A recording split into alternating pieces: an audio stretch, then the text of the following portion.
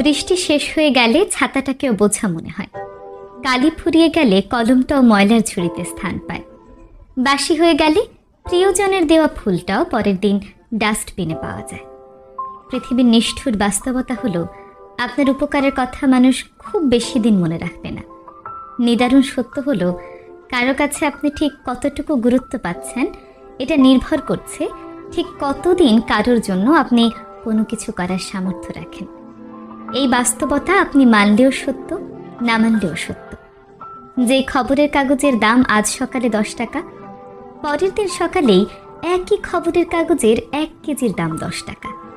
Academic লাইফে বছরের শুরুতে যেই বইগুলো আপনি ভীষণ গুরুত্ব সহকারে কিনে আনেন, বছর ঘুরতে না ঘুরতেই সেই বইগুলোই আপনি কেজি দরে বিক্রি করে দেন। এভাবে সময়ের সাথে সাথে দাম কমে যায় সবার, সব কিছুর। আমরা আপাতমস্তক স্বার্থপর প্রাণী।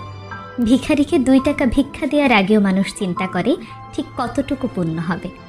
ভিখারিকে ভিক্ষা দেওয়ার আগেও মানুষ স্বার্থের কথা চিন্তা করে। স্বার্থ ছাড়া ভিখারিকেও ভিক্ষা দেয় না। এত কিছুর পরেও চলুন একটু হেসে কথা বলি, রাগটাকে কমাই, অহংকারটাকে কবর দিই। জীবনে প্রত্যাশা যত কমিয়ে ফেলবেন তত বেশি সুখে থাকতে পারবেন। কারো জন্য যদি কোনো কিছু করে থাকেন তাহলে তা দ্রুতই ভুলে যান। যতদিন এই জিনিস মনে রাখবেন তত এই জিনিসটি আপনাকে অহংকারী করে তুলবে।